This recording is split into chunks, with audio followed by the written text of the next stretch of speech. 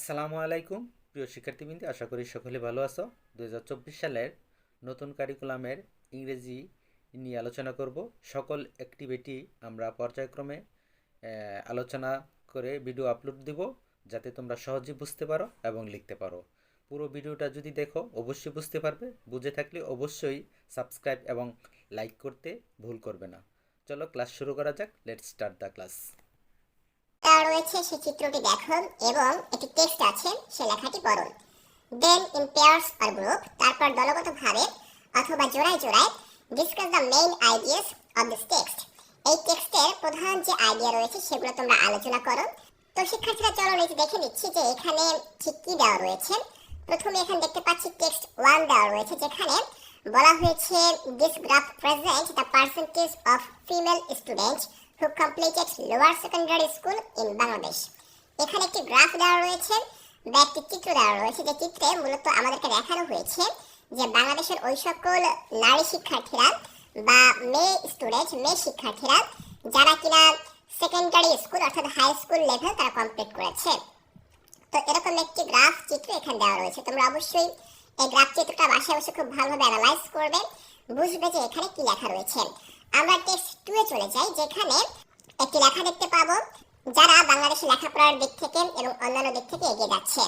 তো যাই হোক, দেখো টেক্সট 2 এ কি লেখা রয়েছে। In Bangladesh a substantial number of female students are going to school। একটি উল্লেখযোগ্য পরিমাণে মেয়েদের সংখ্যা যারা স্কুলে যাচ্ছে। সাবস্ট্যান্সিয়াল শব্দের অর্থ হচ্ছে উল্লেখযোগ্য বা উল্লেখ করার মতো এমন।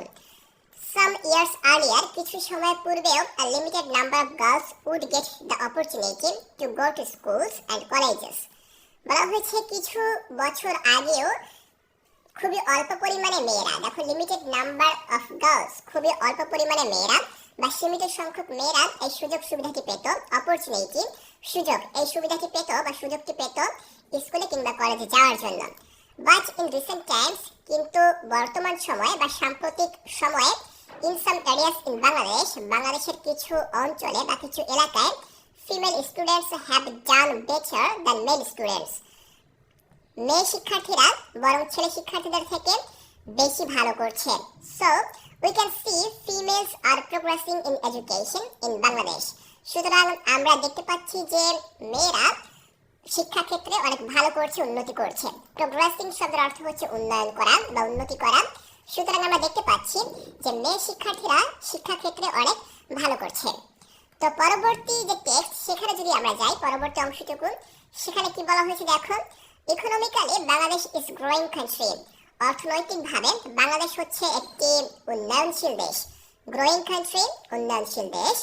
Women have a significant share of credit. এখানে উন্নয়নের একটি গুরুত্বপূর্ণ অংশের দাবিদার হচ্ছে এই মহিলারা বা নারীরা। সিগনিফিক্যান্ট মানে হচ্ছে তাৎপর্যপূর্ণ বা গুরুত্বপূর্ণ। শেয়ার অফ ক্রেডিট, ক্রেডিট মানে হচ্ছে কৃতিত্ব। অর্থাৎ বাংলাদেশে যেই উন্নয়নগুলো হয় তার উল্লেখযোগ্য পরিমাণে একটি কৃতিত্ব এই নারীদের রয়েছে। As female education is increasing, যেহেতু নারী শিক্ষা বৃদ্ধি পাচ্ছে, ইনক্রিজিং বৃদ্ধি পাচ্ছে। উইমেন আর পার্টিসিপেটিং এভরিওয়্যার, নারীরা এখন সব জায়গায় অংশগ্রহণ করছে। পার্টিসিপেটিং মানে হচ্ছে অংশগ্রহণ করছে, তারা এখন সব ক্ষেত্রে অংশগ্রহণ করছে। They are doing government job and non-government jobs and also businesses। বলা হয়েছে তারা সরকারি চাকরি করছে এবং বেসরকারি চাকরিও করছে, পাশাপাশি তারা বিজনেস বা ব্যবসাও করছে। It's indeed a satisfying news for our country। এটা প্রকৃতপক্ষে আমাদের দেশের জন্য একটি সন্তুষ্টিকর খবর। দেখো স্যাটিসফাইং মানে হচ্ছে সন্তুষ্টিকর, অর্থাৎ এই খবরটা অবশ্যই ভালো একটি খবর যে নারীরা এখন সব ক্ষেত্রে অংশগ্রহণ করতে পারছে। They are contributing to every sector। তারা সকল ক্ষেত্রে, সকল সেক্টরে, সকল বিভাগে তারা কন্ট্রিবিউট করতে পারছে বা অবদান রাখতে পারছে। We need to realize that we cannot have a better society without equal participation of both men and women।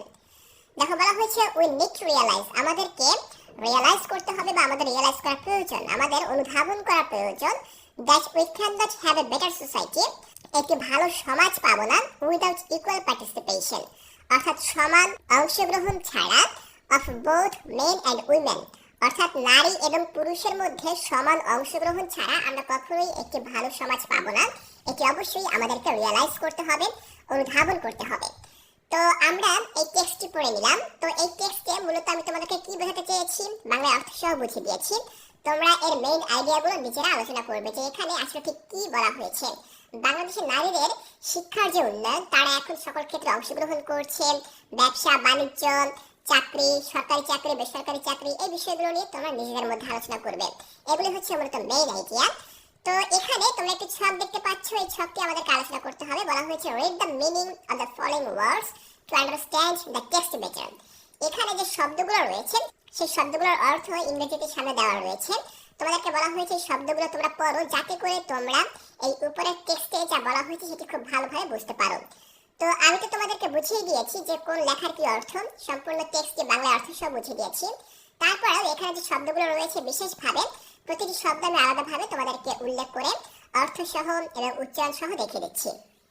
শিক্ষার্থীরা খেয়াল করো, শব্দগুলোর অর্থ আমি ঠিক এভাবে উল্লেখ করেছি। সাবস্ট্যান্সিয়াল, উচ্চারণটা খেয়াল করবে, সাবস্ট্যান্সিয়াল। সাবস্ট্যান্সিয়াল শব্দের অর্থ হচ্ছে উল্লেখযোগ্য। এর ইংরেজিতে মিনিং হচ্ছে লার্জ ইন সাইজ, ভ্যালু আর ইম্পর্টেন্স, অর্থাৎ যা আকারে বেশ বড় বা মূল্যেও বেশ বড় এবং গুরুত্বপূর্ণ, সেগুলোকে আমরা বলতে পারি সাবস্ট্যান্সিয়াল। এরপর রয়েছে গ্রোয়িং, উচ্চারণ খেয়াল করো, গ্রোয়িং। গ্রোয়িং মানে হচ্ছে ক্রমবর্ধমান বা বৃদ্ধিশীল। তো গ্রোয়িং শব্দকে আমরা ইংরেজিতে ঠিক এভাবে বলতে পারি increasing in size or amount, অর্থাৎ কোনো কিছু যা আকৃতিতে, আকারে অথবা পরিমাণে বৃদ্ধি পাচ্ছে, এমন কিছুকেই আমরা গ্রোয়িং বলতে পারি। এরপর শব্দটি হচ্ছে সিগনিফিক্যান্ট। সিগনিফিক্যান্ট, উচ্চারণ খেয়াল করো, সিগনিফিক্যান্ট, যার বাংলা অর্থ হচ্ছে গুরুত্বপূর্ণ এবং ইংরেজিতে লেখা রয়েছে ইম্পর্টেন্ট অর নোটিসেবল, অর্থাৎ কোনো কিছু গুরুত্বপূর্ণ অথবা উল্লেখযোগ্য, এরকম কোনো কিছুকেই আমরা সিগনিফিক্যান্ট বলতে পারি। এরপরের শব্দটি হচ্ছে ইনক্রিজ। ইনক্রিজকে বাংলায় বলা হয় বৃদ্ধি পাচ্ছে এমন, অর্থাৎ কোনো কিছু বৃদ্ধি পাচ্ছে, ইনক্রিজিং। তো এটাকে মূলত আমরা ইনক্রিজ বলে থাকি। ইংরেজিতে বলা হয় become or make greater in size, অর্থাৎ কোনো কিছু বৃদ্ধি পাচ্ছে বা আকারে বড় হচ্ছে, অ্যামাউন্ট অর ডিগ্রি, অর্থাৎ মাত্রায় বা পরিমাণে বৃদ্ধি পাচ্ছে, এমন কিছুকেই আমরা ইনক্রিজ বলতে পারি। এরপর রয়েছে স্যাটিসফাই। স্যাটিসফাই শব্দের অর্থ হচ্ছে সন্তুষ্টি। এখানে উচ্চারণ আমি লিখে দিয়েছি বাংলায় স্যাটিসফাই, অর্থ সন্তুষ্টি। তো এটিকে ইংরেজিতে আমরা বলতে পারি টু প্লিজ সামওয়ান, অর্থাৎ কাউকে তুমি যখন খুশি করবে তখন সেটিকে বলা হয় মূলত স্যাটিসফাই। এরপর শব্দটি হচ্ছে কন্ট্রিবিউট। কন্ট্রিবিউট, উচ্চারণটা হচ্ছে কন্ট্রিবিউট, বাংলায় অর্থ অবদান রাখা। তো কন্ট্রিবিউট এটিকে যদি আমরা ইংলিশে বলি তাহলে হয় এরকম টু গিভ, অর্থাৎ দেওয়া, মানি, টাইম, নলেজ আর assistant ETC to help achieve a particular goal, অর্থাৎ কোনো একটি নির্দিষ্ট লক্ষ্য অর্জন করার জন্য তুমি যখন টাকা খরচ করবে, সময় খরচ করবে, অথবা জ্ঞান খরচ করবে, অথবা তুমি তোমার পরিশ্রম খরচ করবে, তখন সেটিকে মূলত বলা হয় অবদান রাখা, যেটিকে ইংরেজিতে আমরা বলি কন্ট্রিবিউট বা কন্ট্রিবিউশন। পরবর্তী শব্দটি হচ্ছে পার্টিসিপেশন। পার্টিসিপেশন মানে হচ্ছে অংশগ্রহণ করা, উচ্চারণটা খেয়াল করো, পার্টিসিপেশন। তো ইংরেজিতে আমরা বলতে পারি taking part in an event or activity, কোনো একটি অনুষ্ঠানে অংশগ্রহণ করা বা কোনো একটি অ্যাক্টিভিটি বা কাজে অংশগ্রহণ করাকে আমরা বলতে পারি পার্টিসিপেশন, অংশগ্রহণ করা। তো এখানে যে শব্দগুলো আমি তোমাদেরকে বাংলায় অর্থ সহ দেখিয়ে দিলাম, মূলত এই শব্দগুলোই তোমাদের এই ছকে রয়েছে, যা আমি বাংলায় অর্থ এবং উচ্চারণ সহ রেখে দিয়েছি। আশা করছি অ্যাক্টিভিটি 4.1.1 এখান থেকে তোমাদের বুঝতে আর কোথাও কোনো অসুবিধা নেই।